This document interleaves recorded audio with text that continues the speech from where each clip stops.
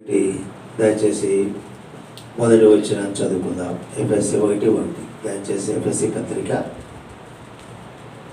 మొదటి అధ్యాయం మొదటి వచ్చినాన్ని మాత్రమే మన ఆరాధన కొరకు చదువుకుందాం. అందరం కలిసి దేవుని చిత్తం వలన క్రీస్తు యేసు అపోస్తలుడైన పౌలు ఎఫెసులో ఉన్న పరిశుద్ధులను క్రీస్తు యేసునందు విశ్వాసులైన వారి శుభం చెప్పు అయినది మన తండ్రి అయిన దేవుని నుండి మన ప్రభుని యేసుక్రీస్తు నుండి మీకు కృప సమాధానమును కలుగునుగాక. ప్రార్థన చేసుకుందాం.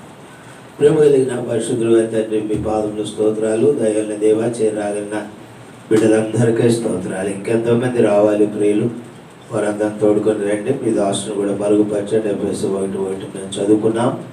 ఎలాగ మేము మిమ్మల్ని ఆరాధించాలో మీ వాక్యాలను మాకు చూపించి ఆత్మ ద్వారా మా ఆరాధన ద్వారా మహిమ పొందమని ప్రార్థిస్తుంటున్నాం.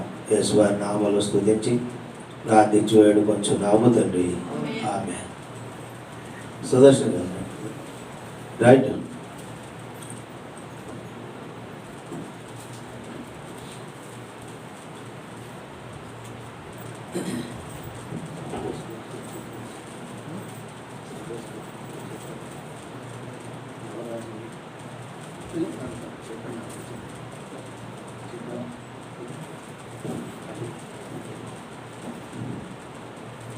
ఉదయ కాలంలో ప్రభువును ఆరాధిస్తాం. దయచేసి ఎఫెసీ పత్రిక మొదటి అధ్యాయంలో ఓ మాట గమనించండి. ఆ 2వ పంక్తిలో క్రీస్తు యేసునందు విశ్వాసులైన వారి శుభమని చెప్పి వ్రాయున్నది. ఎవరికట శుభమని చెప్పి రాస్తుంది అంటే క్రీస్తు యేసునందు విశ్వాసులైన వారికి. ఈ మాట గుర్తుంచుకోండి. సొలొమోన్ గారు రండి, ముందు కూర్చోండి. నేను బ్రదర్, ఇక్కడ మనం గమనిస్తే క్రీస్తు యేసునందు విశ్వాసులైన వారికి అనేది మనం విడదీస్తే క్రీస్తు యేసునందున్న వారికి శుభమని చెప్పి రాయనది. ఒకప్పుడు యోహాను సువార్త 8:24-26 ప్రకారం ఆ యూదులతో యేసు ప్రభువారు అన్న ప్రకారం మీరు మీ పాపముల నుండి చనిపోదురు. అదే మన స్థితి.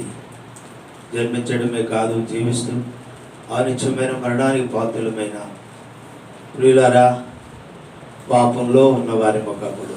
ఇప్పుడైతే క్రీస్తు యేసు నందున్న, యేసు ప్రభు నందున్న, యేసు ప్రభులోనికి వచ్చాం కాబట్టి ఇప్పుడు ప్రభు అయిన దేవుడు మీకు కృపయు సమాధానం కలుగునుగా కానీ దీవిస్తూ ఉన్నాడు మనల్ని.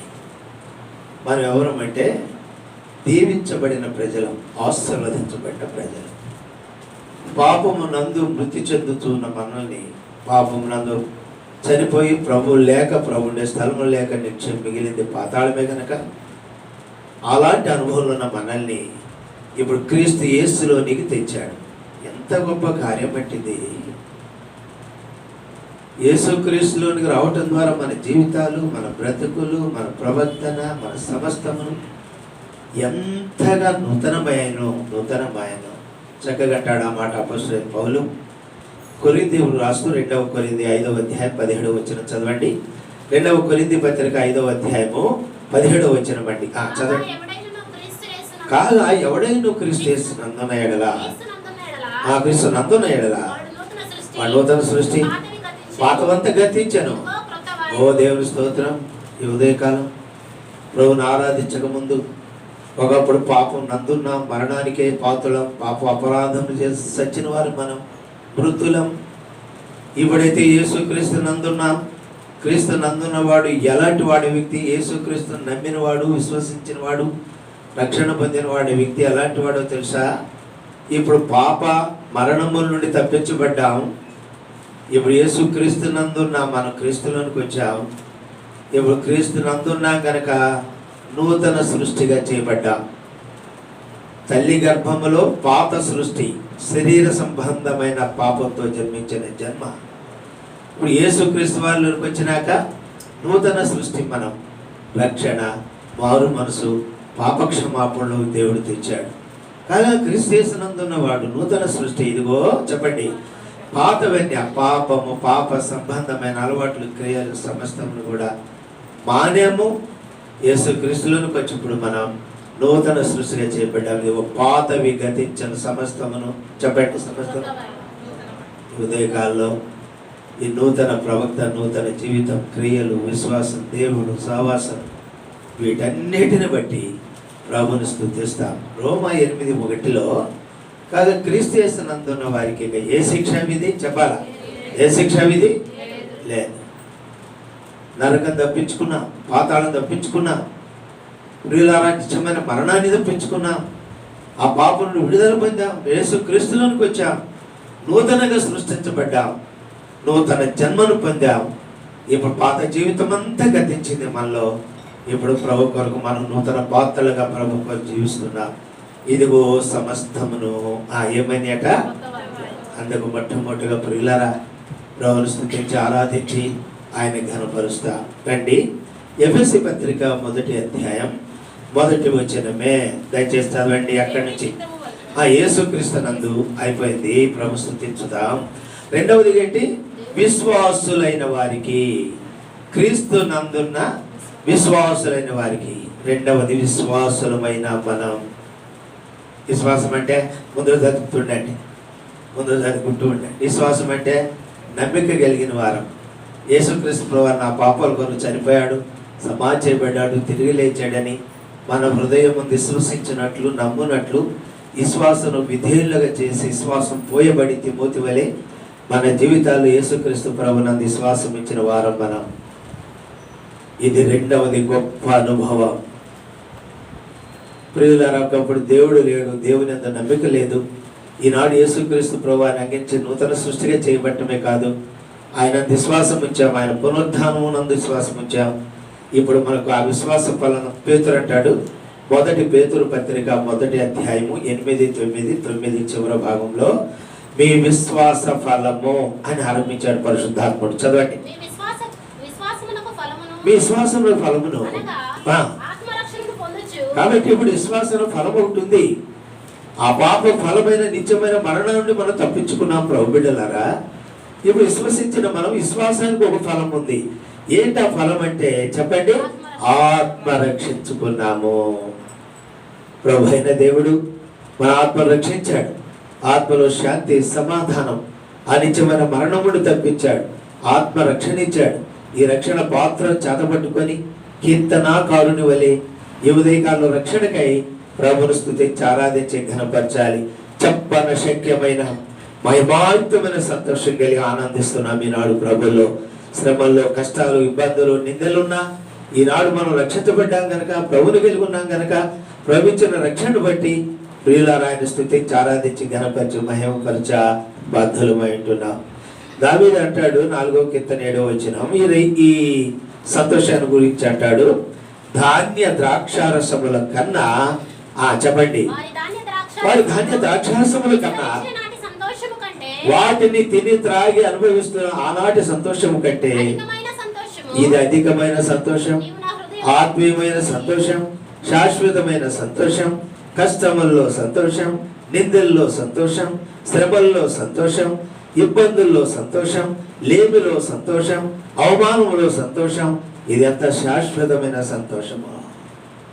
ఓ దేవా, నీవు నాకు అనుగ్రహించిన రక్షణ తత్ఫలం ఈ గొప్ప చెప్పనశక్యమైన మహిమాయుతమైన సంతోషం భరితుండగా భరితురాలుగా చేసినందుకై నీ స్తోత్రాలని ప్రభు బిడ్డలారా. రెండవదిగా ఈ ఉదయకాలంలో ప్రభుని స్తుతించి ఆరాధించి ఆయన మహిమపరచ బాధ్యులమై ఉంటూ ఉన్నాం. అంతేకాదండి, మనం గమనిస్తే దయచేసి యాకోబు 2:5 చదవండి. యాకోబు పత్రిక, యాకోబు అంటే బైబిల్లో యాకోబు పత్రిక ఒకటి ఉంటుంది, గమనించాలి. తీయాలి బైబిల్ పేజీ నంబర్లు కూడా చెప్తాను అవసరమైతే. 2వ అధ్యాయం 5వ వచనం అండి, 210, 11వ వచనం చదవండి. ఈ సహోదరులారా ఆలకించుడి, ఈ లోక విషయంలో దరిద్రులైన వారిని విశ్వాసమందు ఇప్పుడు మనల్ని ఏం చేశాడండి? భాగ్యవంతులుగా చేశాడు. తను ప్రేమించే వారికి ఏర్పరచబడిన రాజ్యాన్ని పాత్రులుగా చేశాడు, వారసులుగా చేసి అందున్న సమస్తంలో వారసులుగా చేశాడు. ఆ రాజ్యాన్ని మనకిచ్చాడు, పరలోక ఒక స్వాస్థ్యంగా భాగ్యంగా ఇచ్చాడు. ప్రతి విషయంలో క్రైస్తవ జీవితంలో విశ్వాసంతో ఆరంభించి ముగించే ధన్యత ఇచ్చాడు. కాబట్టి ఆయా సందర్భాలన్నింటిలో కూడా మన యాత్రా జీవితంలో దేవుని మీద ఆధారపడి నమ్మి ఆయన చేస్తాడు, చేయనై ఉన్నాడు, చేయగలడు, ఆయనకంటే అసాధ్యమైంది లేదు. నా జీవితంలో బ్రతుకులని ఆదర్శనంలో ఈ విశ్వాసం అందు నిజంగా మనం ఎంత భాగ్యవంతులమో క్రైస్తవ జీవితంలో. ప్రభువా, విశ్వాసంలో రక్షణ పొందటమే కాదు, ఆ రక్షణ ద్వారా చెప్పనశక్యమైన అధికమైన సంతోషాన్ని, శాశ్వతమైన సంతోషాన్ని నేను అనుభవించడమే కాదు, అసలు ఈ విశ్వాసమునందే నన్ను భాగ్యవంతురాలుగా చేశావు, నన్ను భాగ్యవంతులుగా చేశావు. దేవుని స్తోత్రాలని రెండవ తలంపులో ప్రభుని ఆరాధించుదాం, ప్రభుని కనపరుస్తాం. ప్రియులారా, ఒకటి ఆత్మరక్షణ, రెండవది మనం గమనిస్తే విశ్వాసాన్ని బట్టి ప్రభుని మనం స్తుతిస్తాం, విశ్వాసం సాగిపోతున్నాం. అదే సమయంలో యోహాను సువార్త 1వ అధ్యాయం 12వ వచనం అండి. యోహాను సువార్త 4వ సువార్త చివరి సువార్త ఉంటుంది. యోహాను సువార్త దయచేసి చదవండి. 1వ అధ్యాయము 12వ వచనం చదవమా. తన్ను ఎందరు అంగీకరించిరో వారికి అందరికీ, అనగా ఆయన నామమునందు విశ్వాసం ఉంచు వారందరికీ.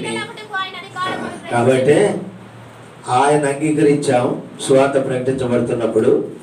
అదే అసలు విశ్వాసమందు ఉన్నాం కనుక మనం, ఈ విశ్వాసమే మనల్ని దేవుని పిల్లలుగా చేసింది. దేవుని పిల్లలు రోమా 8:16 ప్రకారం ఆయన కుమార్తెలం. 82వ కీర్తన 6వ వచనం ప్రకారం ఆ సర్వోన్నతుడైన కుమార్తెలం మనం. ప్రియులారా, ఎంత గొప్ప ఆధిక్యత, ఎంత గొప్ప భాగ్యత. విశ్వాసమందు భాగ్యవంతులం, విశ్వాసం ద్వారా ఆత్మరక్షణ, విశ్వాసం ద్వారా గొప్ప సంతోషం, విశ్వాసం ద్వారా భాగ్యవంతులం, విశ్వాసం ద్వారా ఇప్పుడు ఆయన పిల్లలం. మనం ఆయన పిల్లలం. 1 పేతురు 2వ అధ్యాయం 3వ వచనం. 1 పేతురు పత్రిక 2 దయచేసి చక్కగా వాక్యం వినండి, గ్రహించండి. ఆరాధనలో కూడా ఇటు అనుభవాలు ఎత్తి ప్రభువును మనం స్తుతించి ఆరాధించి మహింపరచాలి.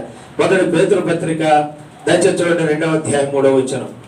ఒకటే కలిసి ఉన్నాయండి, చదవండి.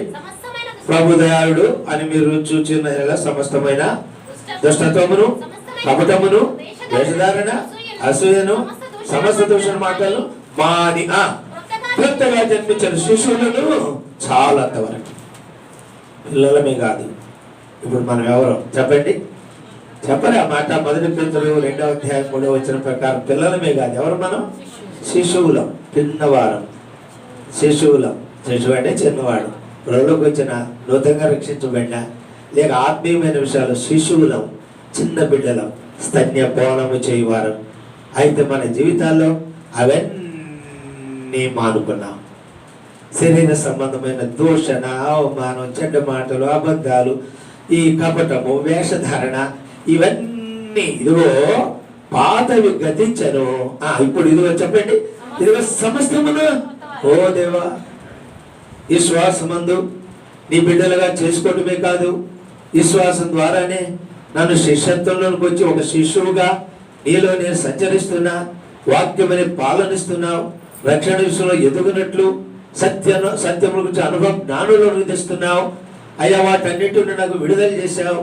ఇప్పుడు నేను యెహోవాను రుచి వాడను, రుచి చూచిన దానను. ఎంత దయాళుడువో, ఎంత కృతజ్ఞత గలవాడు అని ఉదయకాలం ప్రభు బిడ్డలారా ప్రభుని ఆరాధించి స్తుతించి ఆయన మహిమపరచుగాక. అట్లు ప్రభు మనకు సహాయం చేయనుగాక. అదే ఇక్కడ మనం చూస్తున్నాం. దయచేసి 3వది ఎఫెసీ పత్రిక 1వ అధ్యాయం రండి. ఎఫెసీ పత్రిక 1వ అధ్యాయము 1వ వచనంలోనే ఒక సందర్భాన్ని నేను మీ జ్ఞాపకం చేస్తాను. ఒకటి, అక్కడే మనం వారి ప్రియులారా ఎన్నో అనుభవాలు పొందినట్లు చూస్తాము. 3వదిగా కూడా అక్కడే చూస్తాము. ఎఫెసీ పత్రిక 1:1 దేవుని చిత్తం క్రీస్తు యేసు అపోస్తులుడనైన నేను. ఏమన్నాడు పౌలు? దేవుని చిత్తం వలన ఇప్పుడు నేను ఎవరినో తెలుసా? క్రీస్తు యేసుకు చెప్పండి అపోస్తులుడను, ఆయన దాసుడను, ఆయన సేవకుడను, ఆయన ముఖదర్శనం చేయవాడను, ఆయన పరిచర్య జరిగించేవాడను. ఎంతగా ఎంచుకుంటున్నాడు పౌలు. అయ్యా నేను క్రీస్తు యేసుకు దాసుడను, అపోస్తులుడను. నిజమే. ఎంతో దౌర్భాగ్యమైన మనల్ని 3వదిగా ప్రియులారా ఈ గొప్ప ధన్యత మనకి ఇచ్చాడు. హెబ్రీ 5:4 చదవండి. హెబ్రీ పత్రిక రండి, 5వ అధ్యాయం 4వ వచనం. హెబ్రీ పత్రిక 5వ అధ్యాయం 4వ వచనం. ఎవడును ఈ ఘనత తనకు తానే వహించుకొనుడు గాని. వాళ్ళ చదువు. మరియు ఎవడును ఈ ఘనత తనకు తాను ఏమాత్రం వహించుకోనడు గాని అహరోను పిలువబడినట్లు దేవుని చేత పిలువబడిన వారమై. ఇది ఘనత, యాజకత్వం, పరిచర్య. మనల్ని నమ్మి మన చేతిలో పెట్టాడు సేవ, మన చేతిలో పెట్టాడు. ఎంత విశ్వాసమో మన మీద. నా బిడ్డలు నమ్మకమైన వారు, అబద్ధం ఆడనేరని వారు, నా బిడ్డలు నా యాజకత్వాన్ని జరిగించేవారు, భూమి మీద నా సేవకు వచ్చేవారు, నా సువార్త ప్రకటించేవారు, నా కార్యములకు వచ్చేవారు, నన్ను ఘనపరిచేవారని దేవుడు మనకి ఘనతనిచ్చాడు. ఇది ఘనత. కాబట్టే పరిశుద్ధ యాజకులుగా తండ్రి నన్ను అంగీకరించావు.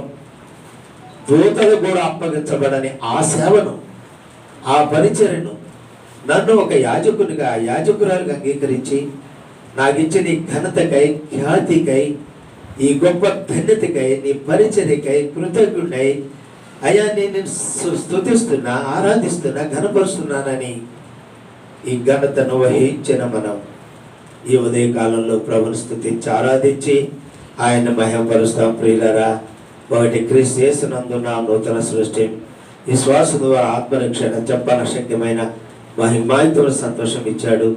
ఆ శ్వాసమందు భాగ్యవంతులుగా చేశాడు. ప్రియులారా, వీటన్నిటికై ప్రభుని స్తుతించి ఆరాధించి ఘనపరచాలి. ఇక్కడ మనం చూస్తే ఇప్పుడు చూడ మరి ఒక తలపు ఏంటి అంటే, ఆ ఎఫెసీ పత్రిక 1వ అధ్యాయమే పౌలు అంటున్నాడు, క్రీస్తు యేసు దాసుడను అని. 4వదిగా చూస్తున్నా ప్రియులారా, ఇంకొక మాట యోహాను సువార్త 14వ అధ్యాయం 27వ వచనం. యోహాను సువార్త 14వ అధ్యాయం. శాంతిని నేను మీకు అనుగ్రహించి వెళ్ళుచున్నాను, నా శాంతిని నేను మీకు అనుగ్రహించి వెళ్ళుచున్నాను, లోకం ఇచ్చినట్లుగా నేను మీకు అనుగ్రహించలేదు. మీ హృదయంలో చెప్పండి, కలవరపడనీకుడి, వేరవ్వ నా శాంతిని నేను మీకు అనుగ్రహించి వెళ్ళుచున్నాను. ప్రియులారా, 27వ వచనంలో ప్రభు అంటున్నాడు, నా శాంతిని నేను మీకు అనుగ్రహించి వెళ్ళుచున్నాను. లోకం ఇచ్చినట్లు కాదు. ఒకప్పుడు లోకము నుండి లోకరీతిగా జీవిస్తూ లోకంలో ఉన్న కార్యకలాపాలు ఏదో సంతోషమో సమాధానమో ఎంచుకొని లోకరీతిగా జీవిస్తూ దేవుడు లేక ఎంతో మనం దౌర్భాగ్య స్థితిలో ఉన్నవారు. ప్రభు ఆ మాటికి జ్ఞాపకం చేశాడు, మీరు ఇప్పటివరకు లోకంలో ఉన్నారు కదా, లోకంలో కార్యకలాపాలు ఉన్నారు కదా, లోకంలో మీరు ముందు చదువుకోండి, బాయ్స్ ముందుగా మీరంతా మనం చూస్తే ఆ లోకంలో పొందినటువంటిది కాదు నేను ఇచ్చేది, నా శాంతిని మీకు అనుగ్రహించి వెళ్ళుచున్నాను, నా శాంతిని నేను మీకు అనుగ్రహించి వెళ్ళుచున్నాను. ప్రియులారా, ఇది ఎక్కడో ఏదో క్రైమ్ చెల్లించి కొనేది కాదు, దొరికేది కాదు. ఎంత సమాధానమో, ఎంత శాంతో అక్కడ మనం చూస్తున్నాం. ఆ శాంతి అనే మాటకు సమాధానం అని అర్థం. ఇలాంటి దైవికమైన పరసంబంధమైన సమాధానాన్ని దేవుడు మనకు అనుగ్రహించినట్లు చూస్తాం. దేవుడు మనకు అనుగ్రహించాడు శాంతి, సమాధానం. రోమా 5:10 చదవండి. రోమిలో రాస్తూ ఎప్పుడు అనుగ్రహించాడు ఈ శాంతి, ఎలా ఉన్నప్పుడు ఈ ధన్యతలోకి తెచ్చాడు. దయచేసి రోమా 5:10 చదవండి. ఎలయనగా శత్రువులమై ఉండగా ఆయన కుమారుని మరణం ద్వారా మనము సమాధానపరచబడిన వారమై ఆయన జీవించుడి చేత రక్షింపవారు. శత్రులమై ఉండగా, విరోధులమై ఉండగా, ఇంకా తిరుగుబాటు చేసేవారికి ఉండగా, ఇంకా ఆయన గాయాలు రేపేవారికి ఉండగా, ఆయనకి లోబడని వారముగా ఉండగానే, విరోధులు ఉండగా, శత్రువులు ఉండగా దేవుడు మనల్ని ప్రేమించి మన కొరకు ఆయన శిలువలో క్రయం చెల్లించాడు. ఆయన విమోచకుడు మనకు, ఆయన పునరుద్ధరణుడైన ప్రభు. కాబట్టి మన ఆత్మలకు, మన హృదయాలకు ఇప్పుడు నిజమైన శాంతిని, సమాధానాన్ని, శాశ్వతమైన సమాధానాన్ని దేవుడు మనకు అనుగ్రహించాడు. ఆయన మృతుల నుండి తిరిగి లేచుడు ద్వారా, ఇప్పుడు మనం ఆయన జీవించుడు ద్వారా, చెప్పండి, ఇప్పుడు మనం ఏమవుతున్నాం? రక్షింపబడుతూ ఉన్నాం. మాటలు గుర్తుంచుకోండి. ఆయన లేచి జీవించుడు ద్వారా, సజీవుడు ఉండటం ద్వారా మనం రక్షింపబడుతూ వస్తున్నాం. క్రైస్తవ జీవితంలో లేదా ఎన్నో ఆపదలు, ఇబ్బందులు, సమస్యల్లో ఆశ్చర్యంలోనే దేవుడు మనల్ని తప్పిస్తూ ఉన్నాడు, మనల్ని కాపాడుతున్నాడు, కునుకగా నిద్రపోక కాపాడుతున్నాడు. లేదా మనం వెలువెంటి వస్తున్నాడు. అగ్ని లాంటి శ్రమలైనా, మరి సింహపు బోను లాంటి అనుభవాలైనా, గొల్యాతు లాంటి అనుభవాలైనా, వ్యాధులు, సమస్యలు, సంఘటనలు, ఆయన రక్షించబడి ఆయన సజీవుడయ్యాడు కనుకనే మన వెంబడిస్తూ మన క్రైస్తవ జీవితంలో ఈ క్షణం వరకును నిన్ను నన్ను సురక్షితంగా తర్పిస్తూ, విమోచిస్తూ, విడిపిస్తూ, ఆదరిస్తూ, మన కన్నీళ్లు తుడుస్తూ నేడు మనల్ని ప్రవేశపెట్టాడు ఆయన సన్నిధిలో. పౌలు వలె, ప్రభు నేను ఏమై ఉన్నానో అది నీ కృప వల్ల అయ్యున్నాను, నువ్వు తిరిగి లేచుడు ద్వారా, జీవించుడు ద్వారా, సజీవుడుగా ఉండుట ద్వారా నాతో ఉంటూ నా క్రైస్తవ జీవితంలో నా ప్రతి స్థితిగతులు అడుగున కాపాడి కనికరించి సజీవులుగా నిలిపి నీ సన్నిధి ఇచ్చినందుకు స్తోత్రాలని ఈ ఉదయ కాలంలో ప్రభును స్తుతించి ఆరాధించి ఆయనను మహిమపరచుదుముగాక. మనం రక్షింపబడుతూ వస్తూ ఉన్నాం, రక్షింపబడుతూ వస్తూ వచ్చాం. ఇంకో మాట చూద్దాం. 2వ కొరింథీ పత్రిక 5వ అధ్యాయం 18వ వచనం. 2వ కొరింథీ 5:18 తీసుకురా చదవండి. సమస్తమును దేవుని వలనైనవి, ఆయనేమో మనల్ని క్రీస్తు ద్వారా తనతో సమాధానపరచుకొని ఆ సమాధానపరచు పరిచర్యను మాకు పౌలు అంటున్నాడు. అసమాధానపరచబడే పరిచర్య, ఆ సమాధానం మాకిచ్చి మమ్మల్ని సమాధానపరచుకొని మాకు శాంతినిచ్చి, సమాధానం ఇచ్చి, సహవాసం ఇచ్చి, నెమ్మది ఇచ్చి, ఇప్పుడు ఈ సమాధానాన్ని ఈ శ్వర్తమానంలో ప్రకటించే ఈ ధన్యతను మాకిచ్చి, ఇప్పుడు ఆ వాక్యమును మాకు ఇచ్చాడు. మా ద్వారా అనేకులు సమాధానపరచబడుతున్నారు, మా ద్వారా అనేకులు మందిరానికి వస్తున్నారు. మేము ఆత్మను రక్షించేటువంటి పరిచర్యలో ఆయన మమ్మల్ని సమాధాన కారకులుగా మాకుంటూ సమాధానపరిచే పరిచర్య మాకు అనుగ్రహించాడు. ప్రభువాని స్తోత్రం. సమస్తమును దేవుని వలన కలిగినవని పైన చదువుకున్నాం. ఏంటి దేవుని వలన కలిగింది? సమాధానం. ఏంటి దేవుని వలన కలిగింది? అటు వాక్యం మనకు అనుగ్రహించాడు. ఏమిటి దేవుని వలన కలిగింది? పరిచర్య, యాజకత్వం మనకి ఇచ్చాడు. సమస్తము దేవుని వలననే కలిగినవి. ఆయన నుండి ఎన్ని పొందాం మనం ధ్యానిస్తూ వస్తున్నాం. మనం ఇప్పటి వరకు ఆయన వల్ల ఎన్ని పొందాం? దేవుని వలననే, యేసుక్రీస్తు ద్వారా. గుర్తుంచుకోవాలి ఈ మాటలు. దేవుని వలన, యేసుక్రీస్తు ద్వారా ఈనాడు మనం ధ్యానిస్తున్న అనుభవాలన్నీ దేవుడు మనకు అనుగ్రహించాడు. కాబట్టి అటు దైవ సమాధానం పొందిన మనం, ప్రియులారా, దైవ సమాధాన స్థితిలో ఉన్న మనం ఆ సమాధాన పరిచర్య పొందాం, ఆ పరిచర్య చేస్తున్నాం. అనేకులు సమకూరుస్తున్నాడు ప్రభు. ఇది ఎంత గొప్ప ధన్యత, ఎంత గొప్ప పరిచర్య, ఎంత గొప్ప సమాధానం దేవుడు మనకి ఇచ్చాడు. ప్రభు, నేను శత్రువునై ఉండగా, నేను నీ మీద తిరుగుబాటు చేస్తుండగా, లేస్తుండగా, అపహాసిస్తూ ఉండగా నన్ను కనికరించావు, నా ఇళ్ళ దయ చూపించావు. అయ్యా, నేను శత్రువై ఉండగా, నేను అసలు నీ గాయంలో అయిపోయి వాటి ఉండగా, ఆ పొడవు ఉండే యూతుల్లో నేను ఉండగా, అయ్యా, నా ఆనాటి నా మూర్ఖత బట్టే గాయపరచబడుతూ వచ్చావు. నన్ను బట్టే నా కొరకు ఇచ్చిన సమాధానిక స్తోత్రాలు. రక్తం ద్వారా సమీపస్తులను చేశాడు, దైవ సమాధానం ఇచ్చాడు, సమాధాన పడే పరిచయం మనకు అనుగ్రహించాడు. ఆయన మన ఉన్న విశ్వాసమును, తండ్రి వల్ల మనకు అనుగ్రహించిన కుమారుని ఆశీర్వాదాలను బట్టి ఆ ప్రభుని ఈ ఉదయ కాలంలో క్లుప్తంగా స్పష్టంగా ప్రభుని ఆరాధించి స్తుతిస్తాం. మొట్టమొదటి చెప్పండి, క్రీస్తు నందుండి పాతవి గతించి నూతన పాత్రలుగా చేయబడ్డాం. అక్కడే విశ్వాసం ఫలం ఏముందా మనం చెప్పండి? రక్షణ పొందాం. అంతేకాదు, భాగ్యవంతులు ఉన్న విశ్వాసం, పిల్లలమైన, శిశువులమైన రక్షణ విషయంలో ఎదుగుతున్నాం. పాలు అనే వాక్యాన్ని దేవుడు మనకిస్తూ సమృద్ధిగా రక్షణ విషయంలో మనల్ని పెంపార చేస్తూ, ఎదుగుతూ, సత్యము గురించి అనుభవం, జ్ఞానములోనికి మనల్ని పోషించి సంరక్షిస్తూ నడిపిస్తూ ఉన్నాడు. అందుకు ప్రభుకి వందనాలు చెల్లిద్దాం.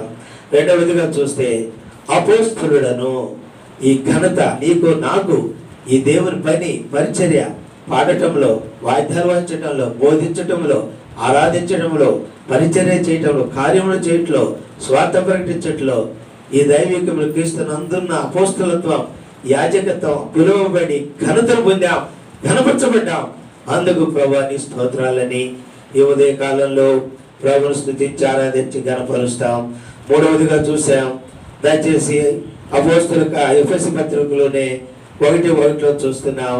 నేను అపోస్తుడు అనే ఆ భాగాన్ని, ఇలాంటి ఘనతను ప్రభు మనకి ఇచ్చాడు. 4వదిగా చూస్తున్నాం, సమాధానాన్ని దేవుడు మనకు అనుగ్రహించాడు. సమాధాన పడే పరిచర్య. ఒకవేళ మనం దాని విలువరకు పోగొట్టుకుంటే మనమే నష్టపోతాం. దేవుడే తక్కువ చేయాలి, మన చేతులు పెట్టాడు ఈ పరిచర్య. దీని కృతజ్ఞతలు బహుళన్నట్లు ఈ సేవ చేయాలి, ఈ కార్యాలు చేయాలి, పరిచర్య చేయాలి. ఆ గొప్ప ధన్యత ప్రభు మనకి ఇస్తూ వచ్చాడు. నేను ఒక మాట చూస్తున్నా, యెషయా గ్రంథము రండి. యెషయా గ్రంథం 32వ అధ్యాయం 17వ వచనమండి. నీతి సమాధానం కలుగు చేయను, నీతి వలన నిత్యమును నిమ్మలమును నిబ్బరమును కలుగునా. అప్పుడు నా జనులు విశ్రమ స్థలములందు ఆశ్రయ స్థానములందు సుఖకరమైన నివాసములందు నివసించెదరు. గొప్ప ఆశీర్వాదాలు ఇక్కడ. యెషయా 32:17 వచనంలో చూస్తే, విశ్వాసం వచ్చి నీతిమంతులుగా నీతిని బట్టి సమాధానం పొందాం. ఆ నీతి మనల్ని ఏం చేస్తుంది? క్రైస్తవ జీవితంలో నిత్యం ఏం చేస్తుందట? నిత్యం ఏం చేస్తుందట? చెప్పండి. నిత్యము ఆ నీతి దైవ సమాధానం ఏం చేస్తుంది? మనల్ని మన పైన వచ్చి కొండలాంటి బండి, ఏమైనా బండి నిత్యం ఏమిస్తుంది? నిమ్మళం, నిబ్బరం, శాంతి, సమాధానం, ఓర్పు, సహనం ఇస్తుంది. నిత్యం ఇలాగ నడిపిస్తుంది సమాధానం మనల్ని. అందుకై ప్రభుని స్తుతించి ఆరాధించాలి. నిత్యమును నిమ్మలమును ఇంకా నిబ్బరమును. అయ్యా నేను ఒక్కడే వచ్చా, నేను ఒక్కడే చేయజమాండా. మందలు పోయినాయి, పిల్లలు పోయారు, గొర్రెలు పోయినాయి, ఎడ్లు పోయినాయి, నేనొక్కడే మిగిలా, నీకు చెప్పడానికి మిగిలా. ఏమేమన్నాడు? యెహోవా ఇచ్చెను. ఎంత నిబ్బరం అండి, ఎంత నిబ్బరం అండి. అన్ని పోయినా ఆ స్థానమే ప్రభు మనకిచ్చాడు. అందుకనే ఈ ఉదయ కాలంలో ప్రభుని స్తుతించి ఆరాధించి ఆయన ఘనపరుస్తాం. అప్పుడు నా జనులు విశ్రమ స్థలములందును ఆశ్రయ స్థానముల యందును సుఖకరమైన నివాసముల యందు ఏం చేస్తామంట? ఎప్పుడు చెప్పండి? ఈ దేహం విడిస్తే, ప్రభు వస్తే, నిమ్మలం నిబ్బరం కలిగి ఈ క్రైస్తవ జీవితం ముగిస్తే ప్రభు దగ్గర ఏముంది? మనకు నెమ్మది ఉంది, సమాధానం ఉంది, విశ్రాంతి ఉంది. అక్కడ మన పడకలు ఉన్నాయి, దైవికమైన విశ్రాంతులు. మన పడకల మీద పరుండి ఆ విశ్రాంతి అనుభవిస్తాం. అక్కడ మనం నివసించబోతున్నాం. 1000 సంవత్సరాల భూమి మీద పాలన చేయబోతున్నాం. యుగ యుగాలు ఆకలి తప్పికలేని రాజ్యంలో మనం ఉండబోతున్నాం. ఎన్ని గొప్ప ఆశీర్వాదాలు ప్రభు బిడ్డలారా. ఇటువంటి ధ్యానిస్తూ కృతజ్ఞులమై బహుక్లుప్తంగా స్పష్టంగా ఈ ఉదయకాల ప్రభుని ఆరాధించుదాం. అట్లు ప్రభు మనకు సహాయం చేయండి. అందరూ లేచి నిలబడాలని మనం చేస్తూ ఉన్నాం. అందరం లేచి నిలబడదాం. ఆ